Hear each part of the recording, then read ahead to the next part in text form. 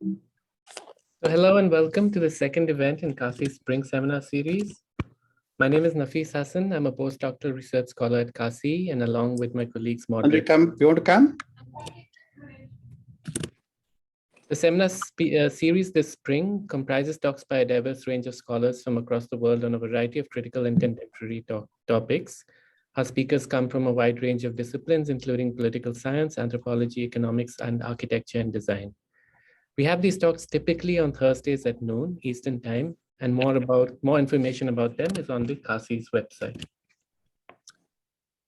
So without further ado, I'm delighted to welcome today's speaker, Professor Nikita Sood. She's a professor of the politics of development at the University of Oxford.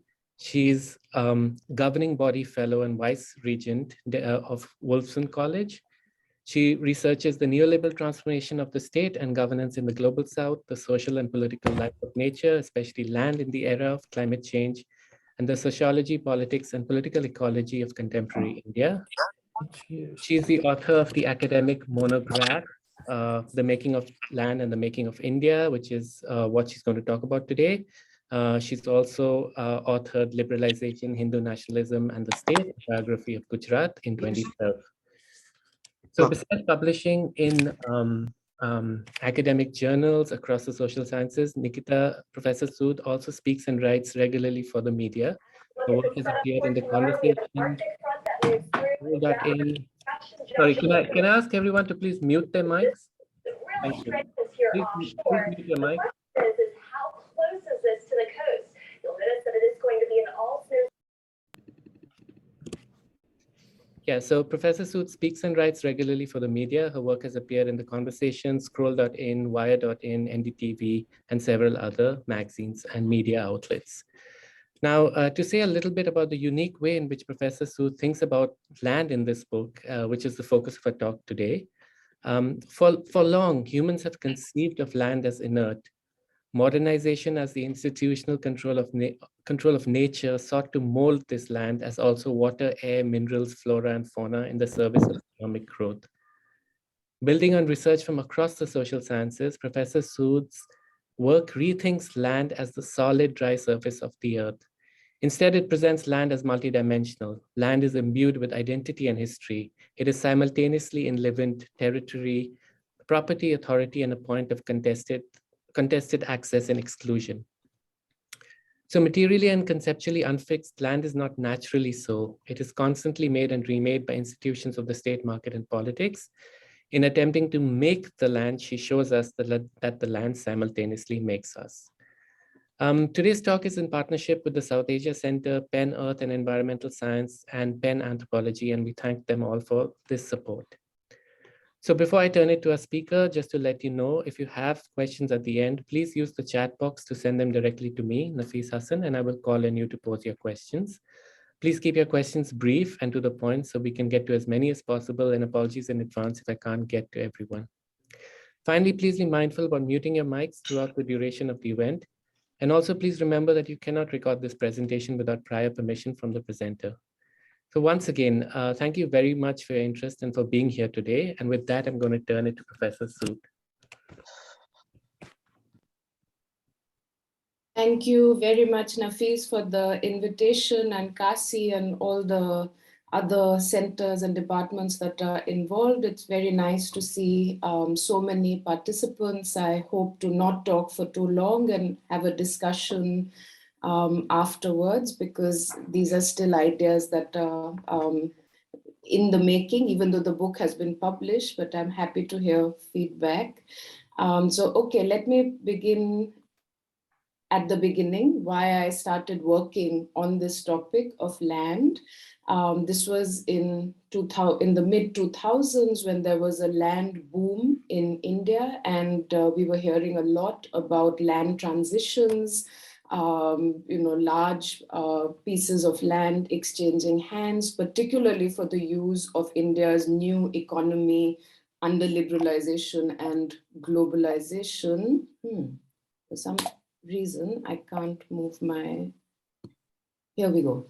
Okay, so in the 25 years or so after liberalization began in India, some 5.6 million hectares of land had changed hands from primarily agrarian uses to the uses of the new economy in the secondary and tertiary sectors. So we're talking about industry, real estate, mining, etc.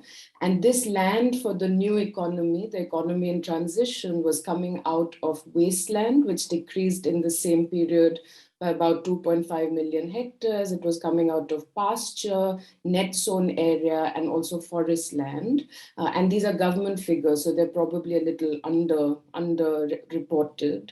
And this sort of huge transition of land in India is fitting with the global trend. There's a lot of writing globally on what is called the Great Land Grab, which is about 50 million hectares having exchanged hands in the period from 2008, when there was a global financial crisis, till about 2020 or so. So there's a huge transition in land all over the globe, and that is also reflected in a transition in land in India.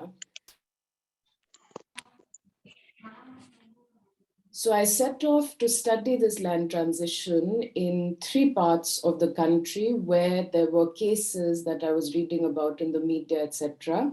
In West India, in Gujarat, which I had written about before, I decided to study a vast special economic zone, which, as many of you will know, is an infrastructure and trade policy promotion tool where the government sort of relaxes its regulations to encourage production aimed mainly for export. So the first 2 pictures are from that special economic zone, which was over something like 32,000 hectares, where 1 hectare is about 1 football field, so very large.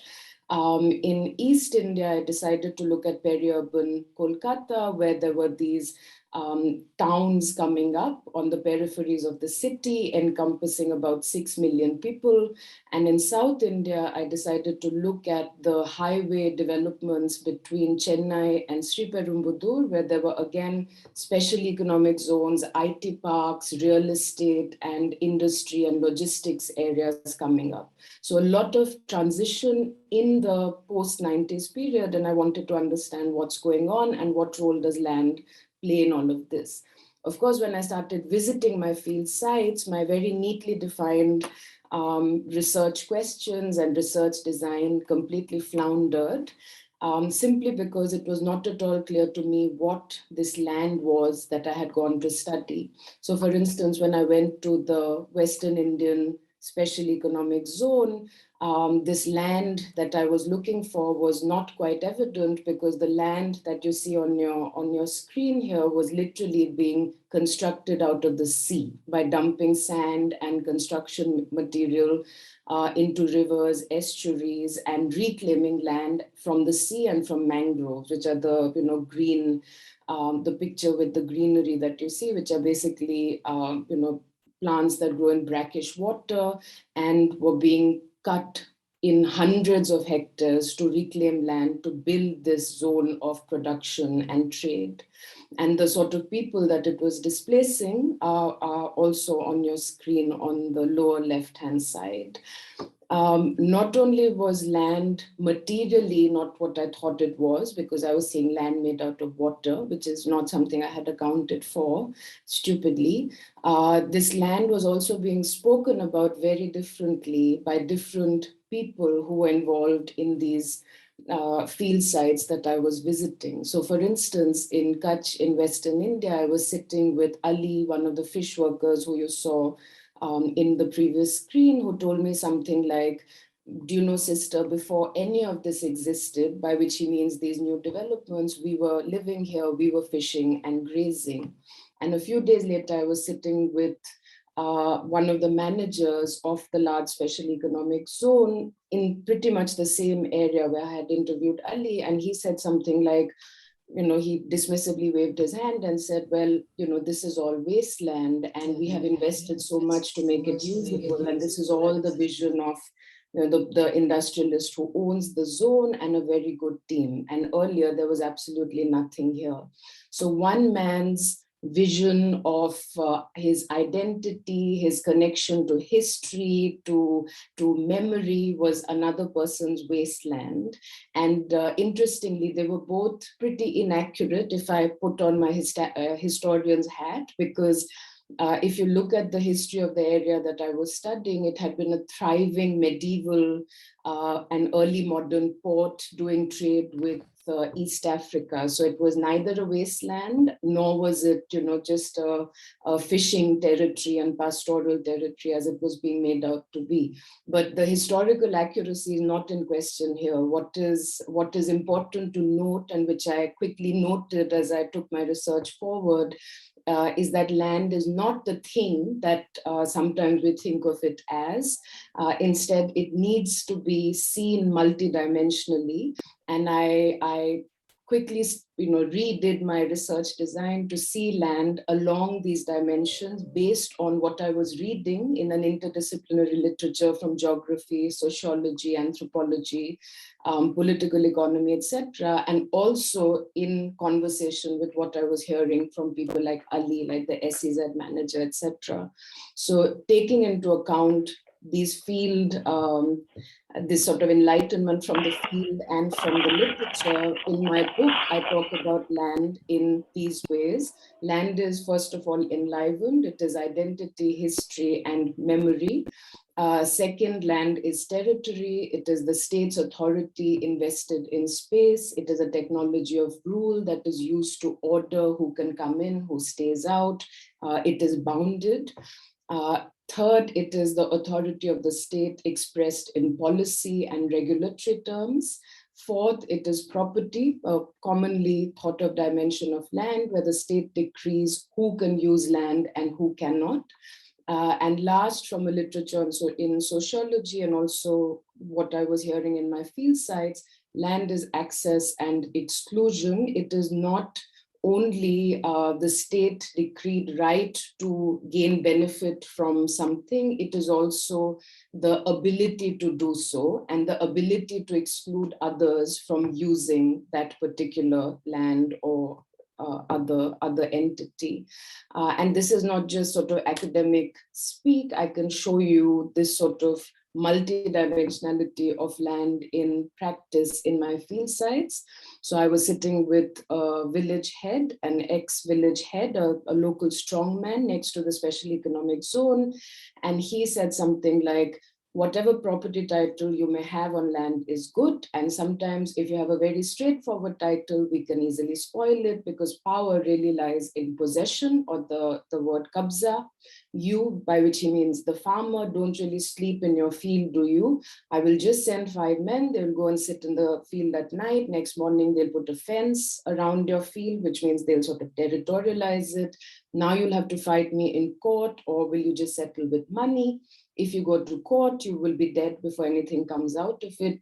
Litigation mein to zindagi nikal jayegi. So here you see these different dimensions of land that I'm talking about. You see land as property, you see land as access and exclusion, and you see land as territory. And these multiple ways of thinking about land are everywhere in my field sites. Even if they hadn't been there in my initial conception of what I was looking for, which is why the book eventually sees land not as an inert thing, as Nafis was saying in the introduction. It sees land as a process that is constantly in the making. This is conceptually so it is conceptually multidimensional, as I just said. It is materially varied, it is very fluid, and both materially and conceptually land transitions between these various dimensions. So it is never fixed. In fact, it is very unfixed. And in many parts of the book, I call land unfixed land rather than this fixed factor of production that we learned in, say, Economics 101. This is not just a sort of academic hair-splitting exercise. In the bulk of the book, I ask the so what question. So what that land is multidimensional conceptually and materially. And the answers that I reach over the various chapters, are that the making of land as enlivened, as territory, as property, access, etc., is obviously not done automatically. Land is not automatically multidimensional. It becomes so in interaction with the social, with the human and human institutions. And as land is being made multidimensional, the institutions that act on land are also being made and remade, which is why the book is called The Making of Land and the Making of India.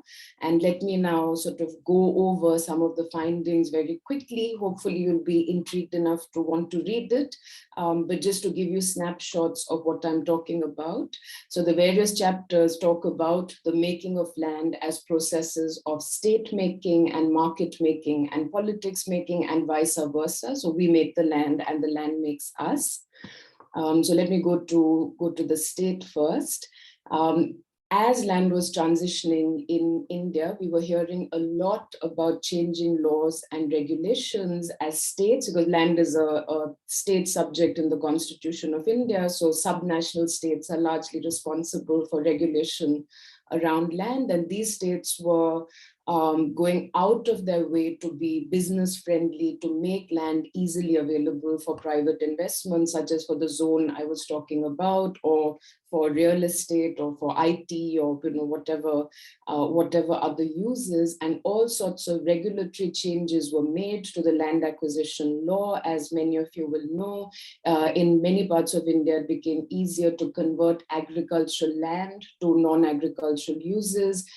In several parts of India, residential restrictions were lifted so that you didn't have to be a farmer to own farmland. You could be an entrepreneur wanting to set up industry. So a lot of changes were made in land regulations, and I've written about this, including in a piece for World Development, if you're interested, in how this regulatory framework changed for the state to take on this sort of moniker of the business-friendly land, business-friendly state, which was sort of, in the words of the Gujarat government, where you could sow a rupee and earn $1. But this is not the only picture of land and the state that I show in the book, because as anyone who works on the state knows, things don't go according to plan. You can go on changing the laws, but things often don't move. You have to move a lot of, you have to do a lot of running around for getting things, even when they are enshrined in the law. And that is what took me beyond the law and changing regulations of this business-friendly state, making land available to private users. It took me to scenes such as this. These are pictures from my field sites, where if you go to any government office, any government revenue office, you will see these local busybodies and strong men who sit under trees in sort of makeshift places and do your land work to make land available to you. What they are doing is breaching the boundaries of the state. So the formal regulatory state is constantly breached by what some of my respondents call the men who sit outside the office.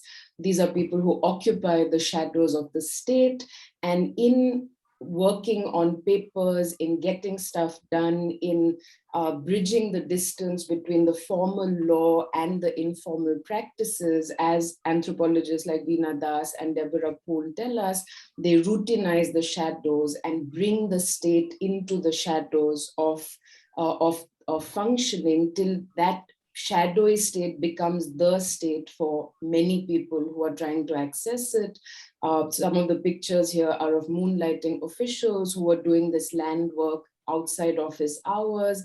Others are part of a revolving door system where they retire and then they do this land work of making policy accessible and actually making land accessible to ordinary people, but also to big industrialists who work with these kinds of people to actually access land that they want to build on.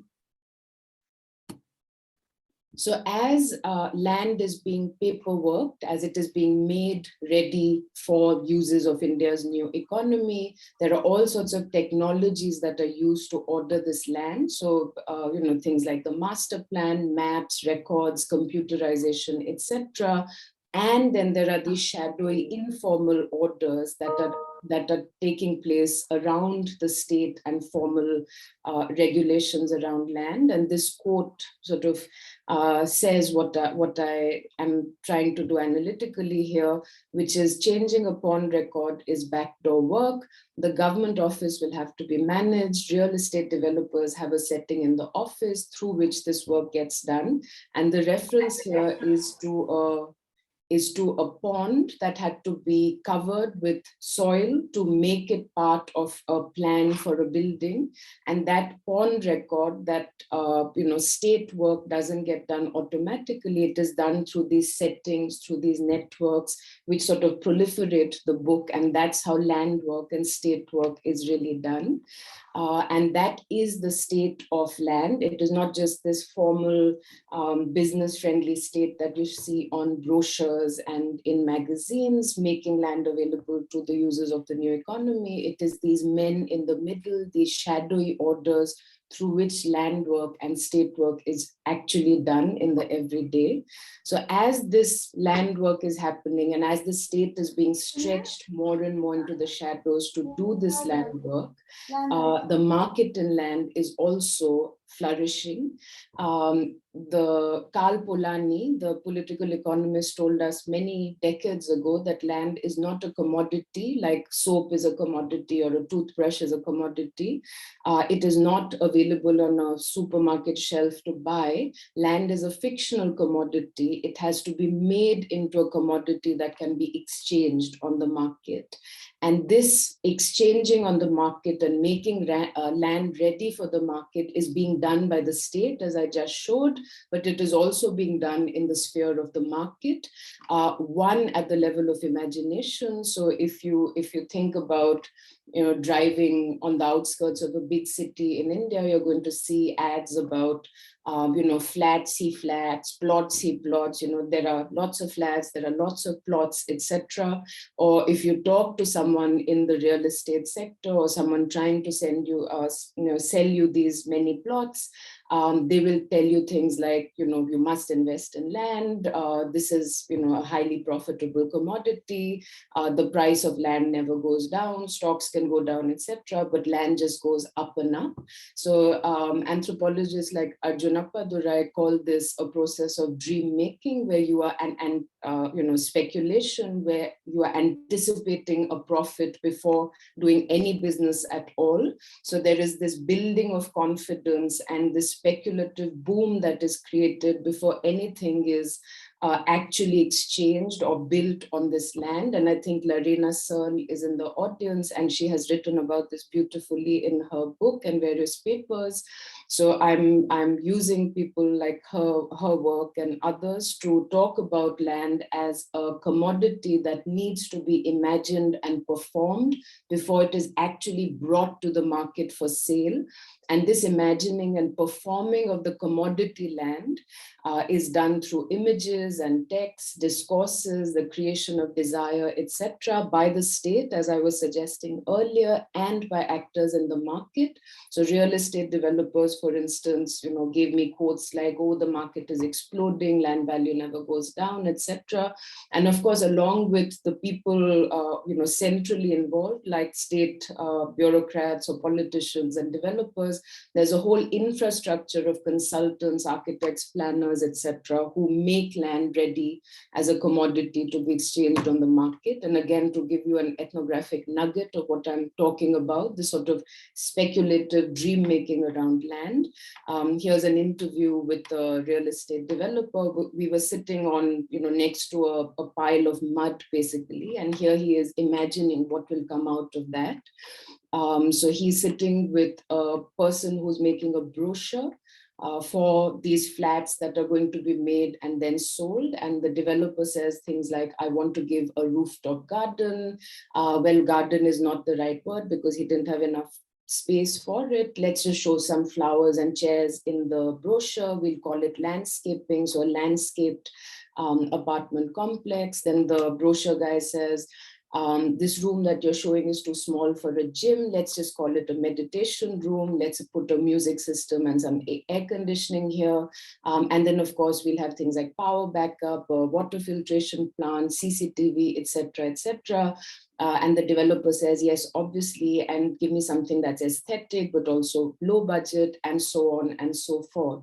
So that's the sort of dream work and aspirational thinking around land that I'm talking about as it is taken to market for exchange.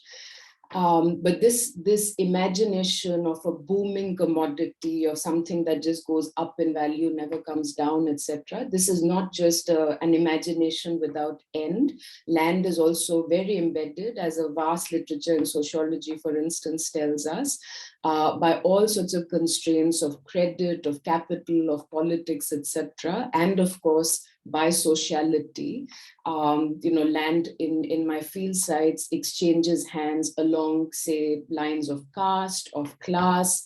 Women are often excluded from land deals. We know that they, are not involved in property inheritance, etc. So this imagination without end at some level is very much an embedded imagination in sociology, in sociality and in order. And in all of this imagining and constraining, in fixing and brokering and negotiating, land comes to the market and is exchanged. It becomes commodified, as Polanyi told us. It becomes a commodity that can actually be sold. But here again, my framework of multidimensional land comes in, because even when land exchanges hands, as a commodity with the title deed and is noted in state registers as private property that has exchanged hands from one unit to another, this land continues being multidimensional. So for instance, a plot that is sold for a real estate company, for instance, will immediately have the local political dadas come and talk to the people who have bought the land, asking for the sort of rights, the informal ability to guard this land and to provide security for it, or to provide material for it. So even land that has become officially someone's private property and is registered as such with the state has contestations over who can access that land, who can provide security or materials like brick and sand for it. So this is still, there is still boundary making and territorialization around this land. And of course, in Indian context and in many others, this land continues being the mother, it continues being prayed to and continues being enlivened and invested with identity, with sacrality, well beyond this, flat commodity that it might be made out to be in say, economics, economic thinking or flat thinking about land. Even as I'm discussing, this sort of back and forth between the state and a shadow state, a market that is soaring but also embedded, what we're seeing is an order around land being made. By order, I mean a systematization based on regularities or how things get done around a place. And in this order of land in the making, multidimensional land in the making, what we see is a business-friendly state, which is shadowy and spilled over and a hybrid between the formal and the informal. But this is land in the making with a state in the making, and also a state-friendly business that allows this land to come to the market, that exchanges this land in collaboration with this business-friendly state. So there's business-friendly state and state-friendly business, through which land exchanges hands and comes into the uses that we saw in the first slide, the 5.6 million hectares that exchanged hands. So this is the order around which land is made and exchanged, but this is not without resistance. And if we have followed land transactions in India in the 2000s, we know that these exchanges of land, this bringing of land to the market with the assistance of the state, has had huge amounts of resistance and political contestation over who this land belongs to, the kind of compensation that is to be paid for it, etc. So let me quickly talk about the making of the political around land. And by political, I mean a space that is adversarial and agonistic, if you use the work of someone like Chantal Mouffe, where difference is expressed and it is plural and it is essential for in a democratic give and take. So this is an adversarial space. And the fish worker I spoke about earlier, Ali, who told me that, this land was always ours and we were using it for fishing and as pastoral space for centuries. People like Ali are central to political resistance to this large special economic zone that you see here in the right-hand picture. And in this political fight that Ali and the fish workers, there are around 10,000 of them in my field site in Kutch in Western India. They are joined by pastoralists and also farmers and salt pan workers, all of whom have been dispossessed by this large SEZ coming up. And they have been fighting the making of land, which has taken many, many years to put together 32,000 hectares. They have been fighting this pretty much since 1993, and they're continuing to fight it as the SEZ expands and as it changes shape and purpose. Now its most recent avatar is as a copper refinery and a solar manufacturing facility. People like Ali and his collaborators have fought these developments along the lines of land's multidimensionality. So this land is their sacred land. It is the land of their ancestors. It is where their temples and dargahs are located. It is where their ancestors are buried.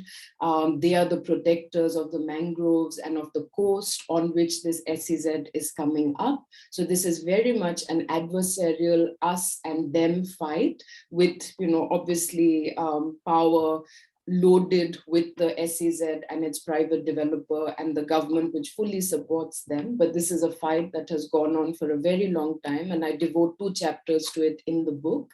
I want to move on here though quickly. I hope you go, if you're interested, you read about this making of the political around these multiple dimensions of land.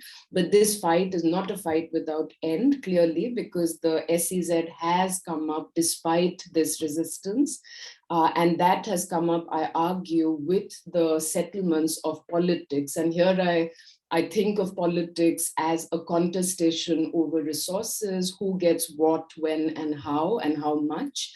And these settlements of politics happen also along land that is authority, that is territory, that is materially unfixed. So just to give you an idea, when there has been contestation over, say, an estuary, a part of the river that meets the sea and which is used for fishing, it's a very rich fishing ground.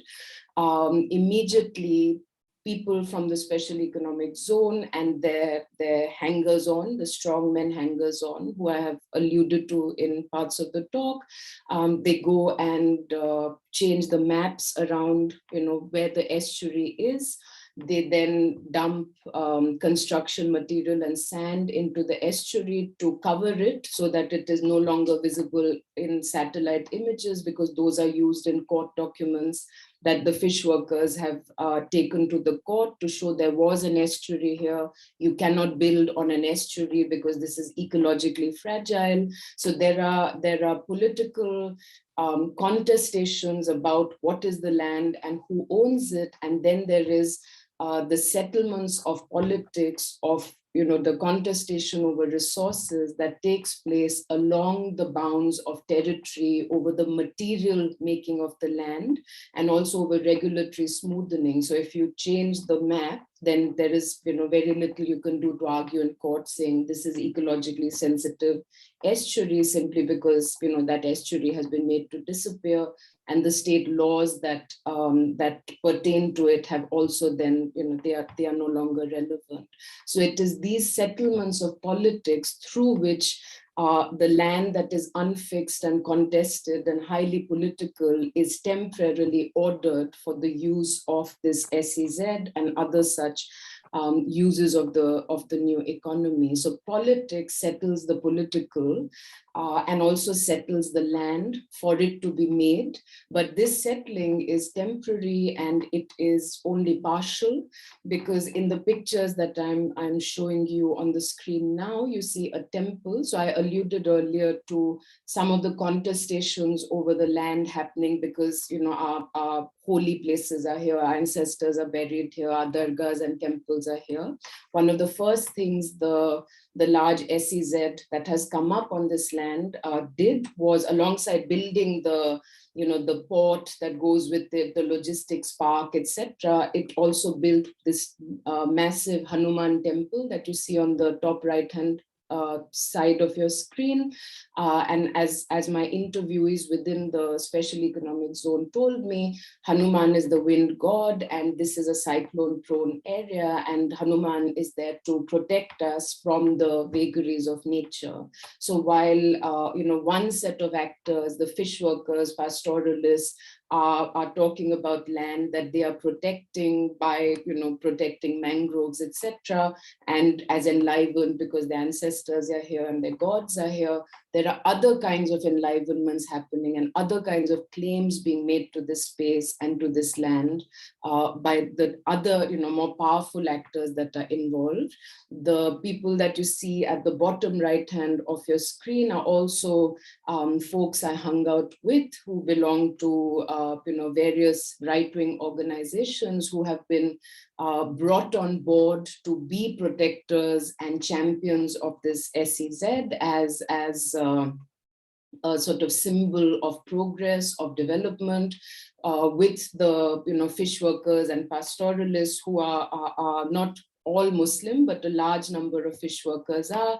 Those are sort of anti-national others. And because the zone is on the border with Pakistan, they are able to give out secrets or allow terrorists into the land via the sea and fishing boats, whereas it is these protectors of the nation that will protect the territory of the SEZ and of India, the motherland. And here in the picture with the flag, you see another kind of enlivenment and identity making around the SEZ. So what is a commodity on one level continues being enlivened and territory and contested access and exclusion. So to sort of begin to conclude, what I'm showing is a stretched out order of a state that is porous, that is shadowy, that exists in formal and informal spaces. I'm showing an imagined market of, that is speculative and boundless, but also embedded. And I'm showing a politics of resistance, but also of negotiation, compromise, coercion, and also the incorporation of some of the resistors in this new order that is being made around the land. And in all of this, as land is being made and remade, so are the institutions that are working on this land. Which is why the book, which is called The Making of Land and the Making of India, is also the making of land as the making of India, or a sort of biography from the ground up, pun intended. And I will just end with the last slide, which maybe preempts some of the questions I get asked sometimes. Why look at land this way? Why not as, say, accumulation by dispossession, which is very powerful and important framework. Several people who work on land in India and many parts of the world have used it.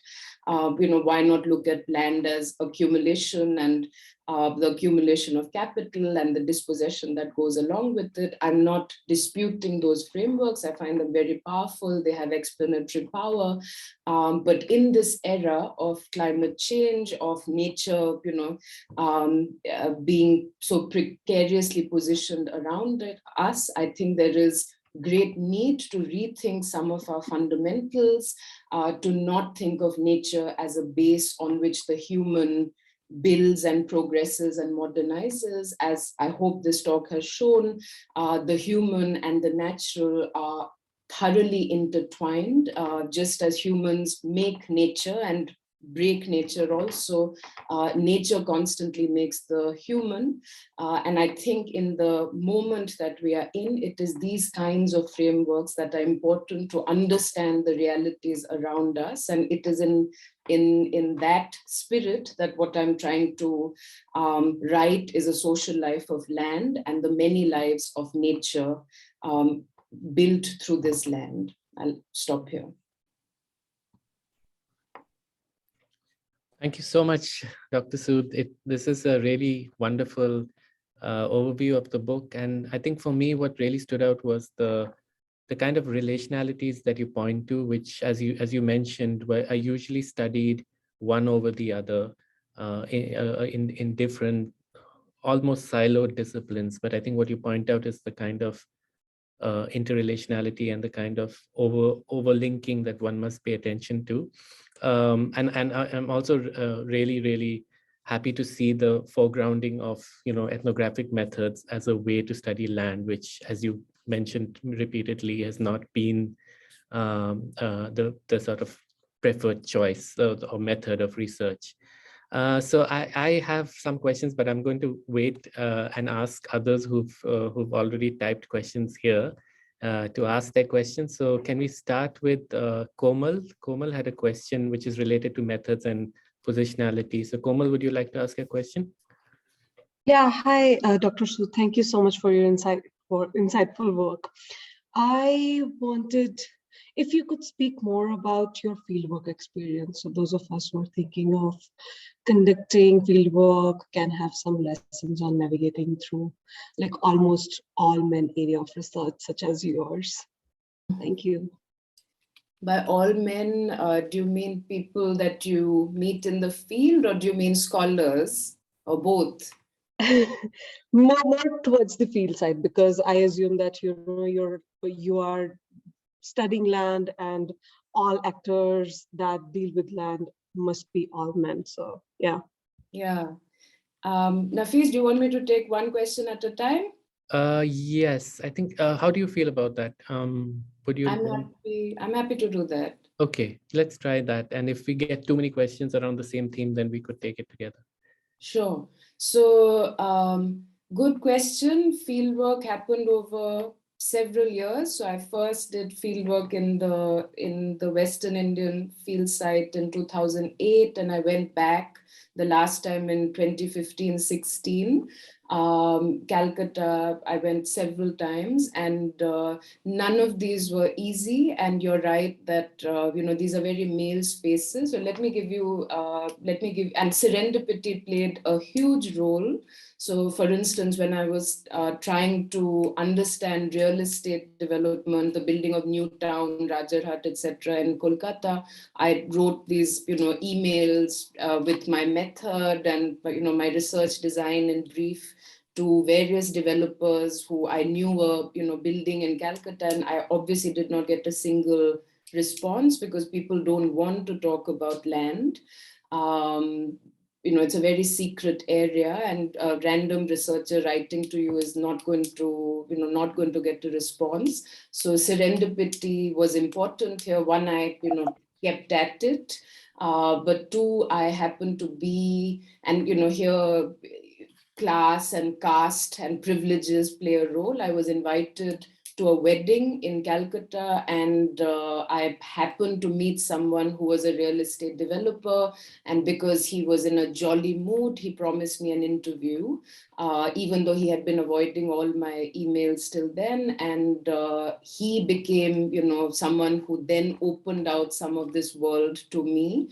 So there were people like him and occasions like that, or just going and hanging out outside government offices where there were, local strong men who were land brokers, because that's where the money is to be made, but they were also political aspirants, and they wanted to talk about the work they were doing, the stuff. So, they were trying to get involved in CSR activities that these new companies were coming up with to sort of, soften the atmosphere around land acquisition. So these people were involved in CSR. They were happier to talk about CSR than their land brokerage. So I got to, talk to them about the sort of social and nice stuff before trying to get to ask them the, more difficult questions. So I don't think there was a very planned research. There was a plan, it didn't work at all.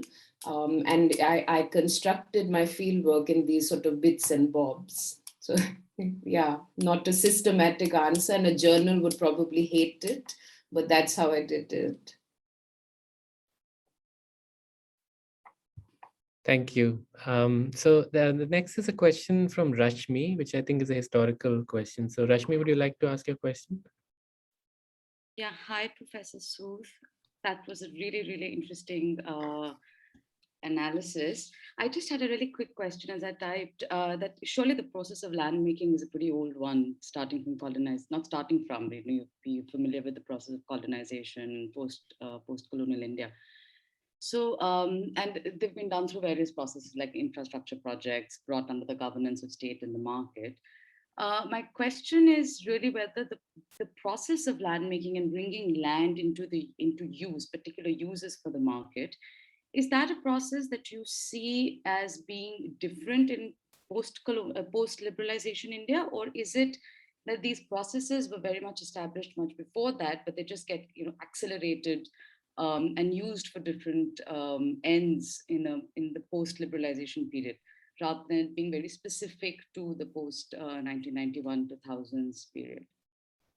You're absolutely right. So there's nothing new about land being multidimensional, about it, changing conceptually and materially. I think what is new and why I limit myself to the post-liberalization period is the sheer number of actors and the amount of activity taking place in land. So because it is so furiously changing hands and it is so coveted, that these processes of land making, as state making, as market making, etc., are sort of visible in high dimension in this very dynamic time. But I'm sure the same study can be done for an earlier period using a similar framework.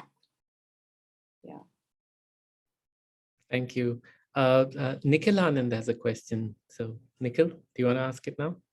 Yeah, sure. Thanks so much, Nikita. I really enjoyed the talk and I loved your attention to the liveliness of land. I've ordered the book and look forward to reading it really shortly. I was wondering if you could say a little bit more about what the social protests that you were detailing at the end of the talk were actually doing in the story of the internal or external to the making of property. I'm thinking a little bit about, the capitalist story of land, the story where it's increasingly made into property by disembedding relations is Polanyi, right? Where resistance here is internal to its eventual capitalization and commoditization. So were there stories of land's unmaking that were durable, that just didn't allow land to become property, either because of social or environmental entanglements that pulled it back, pulled it out of the domains of property making and land making that you found in your research? Yes, that's a really interesting question. And in the one field site where I was bringing in the political story from, you can see many of these processes happening. So there's land being pulled into the property dimension and sort of flattened out so that it can be put on the state register as belonging to this one company. But there is also a pulling back simultaneously, which could be happening alongside that land, because there's a dargah there, or because there's a property dispute and you can't, till that is settled in court, you cannot, register the new ownership.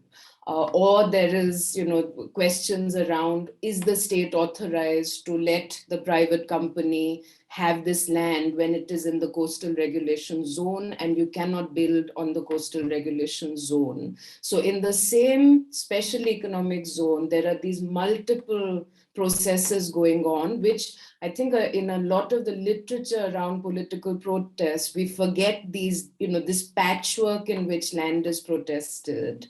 And that patchwork is used by the private companies to use dadas to come and territorialize, someone's property and to, build a wall around it and start a dispute, but it's also used by protesters. And I'm trying to bring that dimension out. Very interestingly, speaking of, authority and state authority deployed in, these contests, right now, this case that I'm talking about is sitting in the US Supreme Court. One aspect of it, because the World Bank has funded, or its financial arm has funded the power plant that I showed in one of the pictures, and these fish workers and NGOs who are helping them have taken the World Bank's financial arm to court for going against its own environmental regulations. So the language of the state, the language of regulation can be used to push land away from the property and private dimension, and is being used to take it into it. And it's this sort of back and forth that I'm most interested in. Thanks. Thank you. Dr. Ramakrishna, would you like to ask a question? Thank you very much, Nafees. Professor Sood, thank you for a wonderful talk. And I have a confession to make at the outset. I'm not a political scientist. Nor am I. I'm a lawyer and worked on environmental issues, both in India and globally. And my interests are mostly on climate change. But, I know your work in that and admire that. But my question is really about the time that I spent in South Korea in a special economic zone, Incheon, area in Songdo. Many of the things that you pointed out are true of that area as well. And, when I was working with North Korea, we had to bring them out. I worked for the United Nations, bring them out for any kind of technical training. And then, we would go to these special economic zones because North Korea at the time was very interested in it. And again, time and again, whether it is a developed country or a developing country, the very same issues that you said have come up, time and again. I was struck really by the similarities of that. What does that tell us about the state of government in India, and particularly the role that politics play? Are we just following the same example in the sense that, well, some of them have done rather well, so we're going to do okay? Or is it a question of, the frictions that you have talked about are natural? I mean, even right now I'm in New York, and in New York City, as you may know, there was this big thing about the Amazon coming here, and, the local politicians didn't want it. And, of course, there is a downside, lots of jobs that were to have been able to. I mean, I'm sorry, I'm sort of rambling a little bit, but my question is really, where are we in India in the context of the developments that you have outlined with respect to changes that had taken place in other countries around the world? Thank you. So that's an interesting question. I do get asked this sometimes. What I'm talking about is that a third world thing, because, informality and brokers, etc. We don't have that in the UK or Netherlands, etc.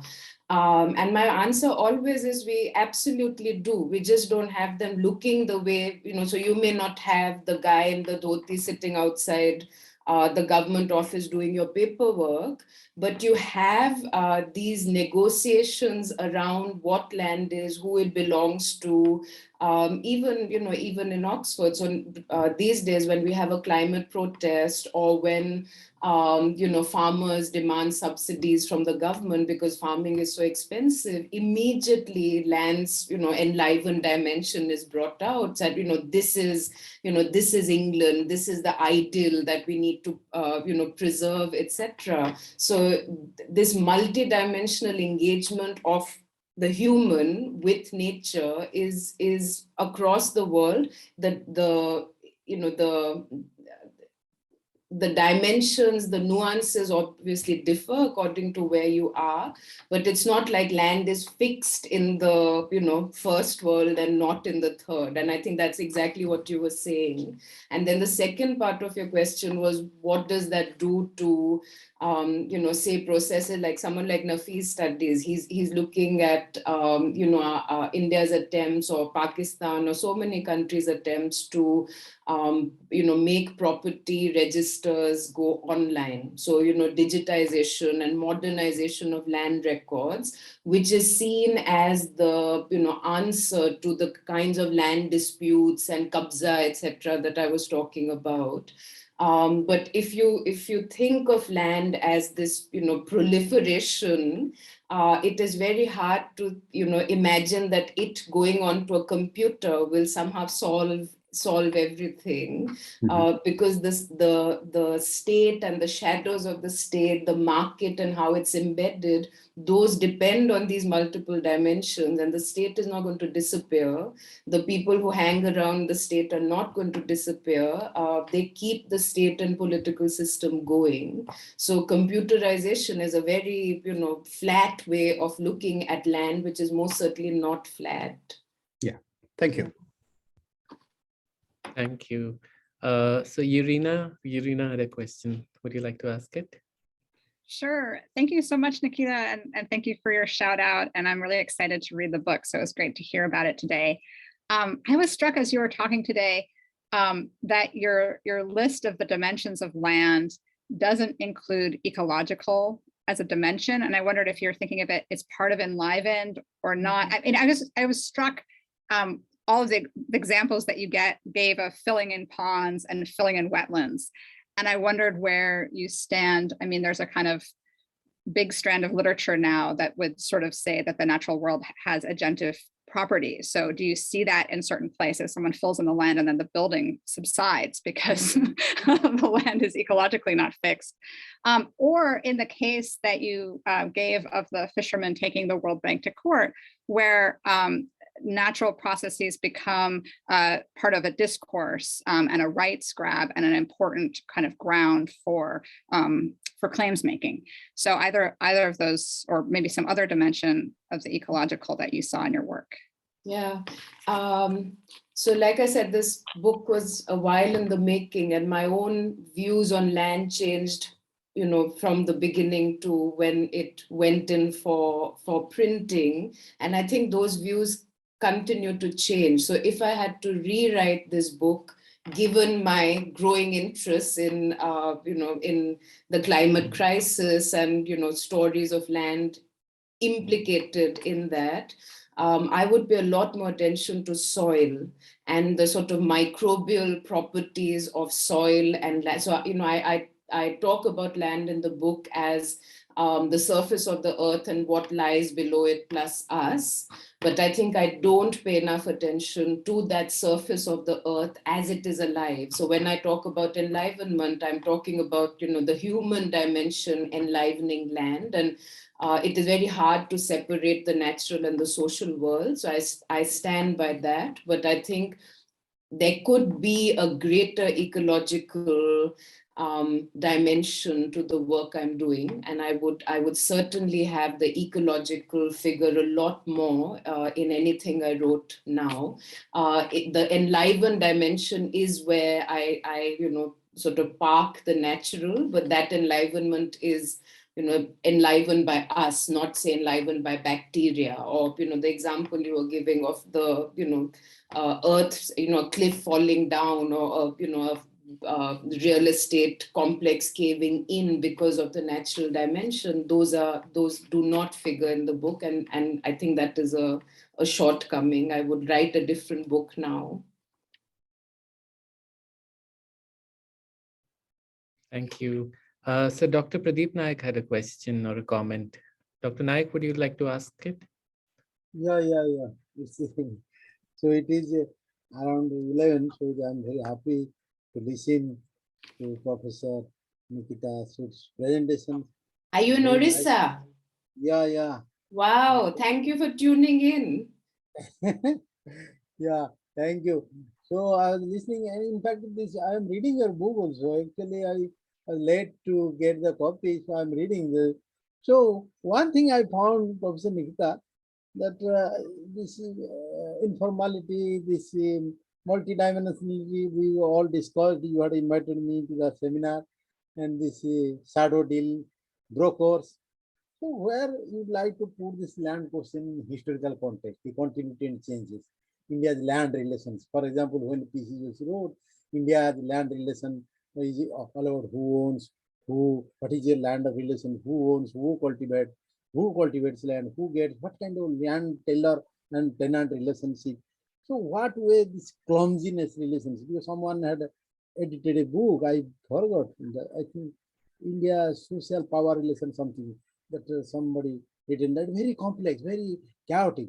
So with I also with your help, I started writing this land titling, this computerization, all this commodification, this is facilitating for land market. But my question is, can we overlook this historical context of India's land relationship trajectory? Apart from we will go beyond this colony, commodification, this informal. Where does India land? What about, are you not overlooking, because in first book you had written about land struggle also, who will get what land, where land is all about livelihood.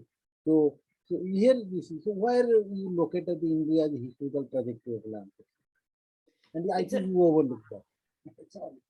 it's a good question. It is a difficult question. So I think let me summarize what I understood you as saying. What you were saying is, why not talk about land relations and very unequal land relations that exist in India? So tenants, sharecroppers, landless laborers, etc.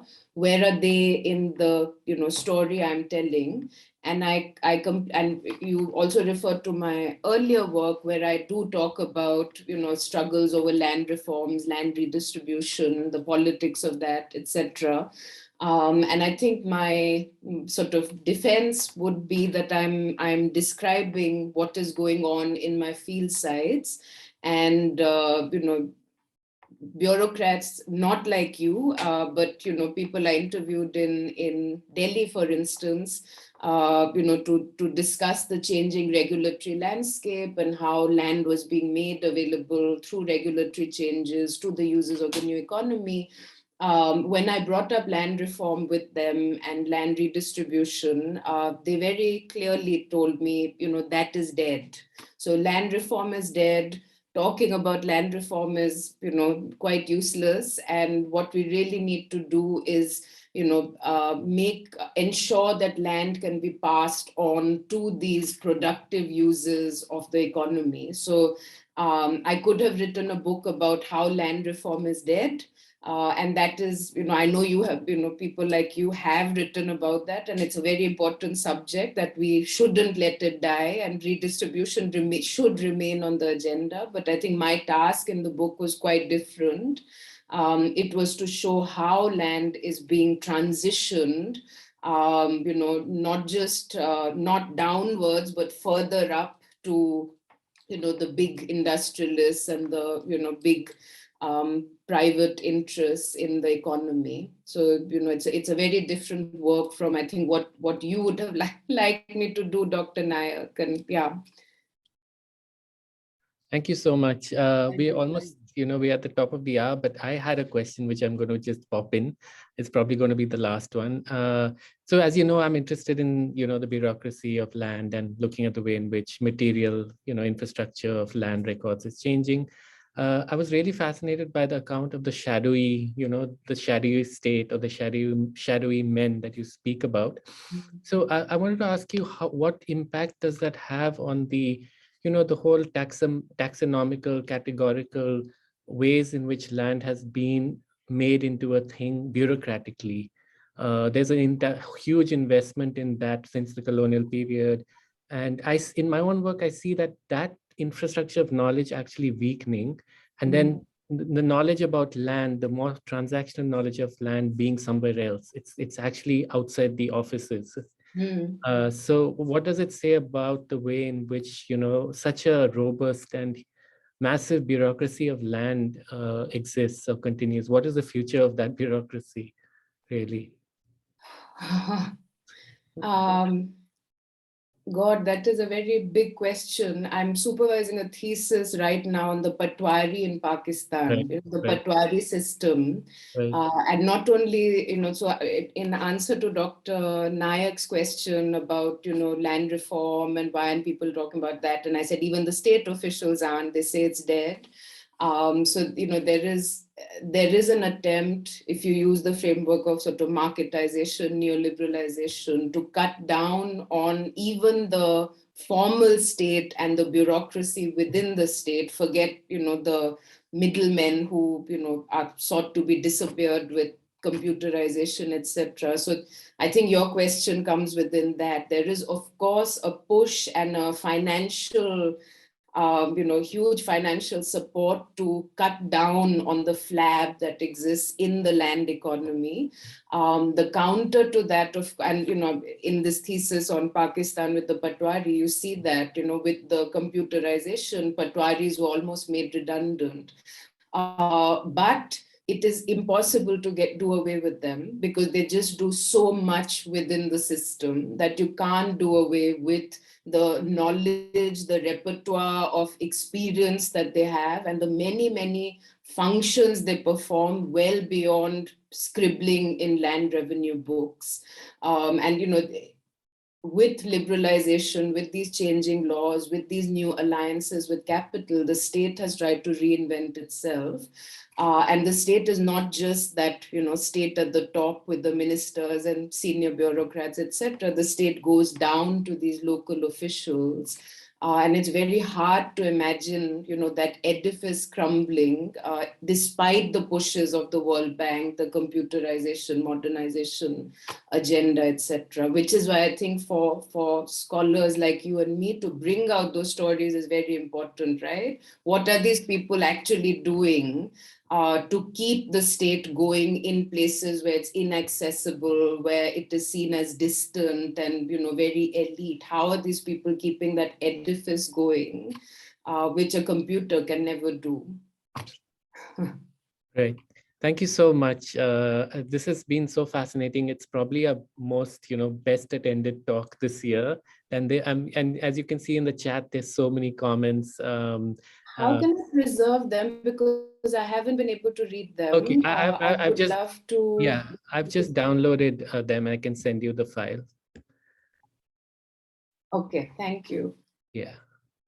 So thank you so much, Dr. Sood. It's been wonderful. Thank you to the audience for attending this and for all your questions. Next week, we have a talk again, and next week it's going to be a talk by me. So I hope to see many of you again. And thank you for coming here every week for these wonderful talks. Bye.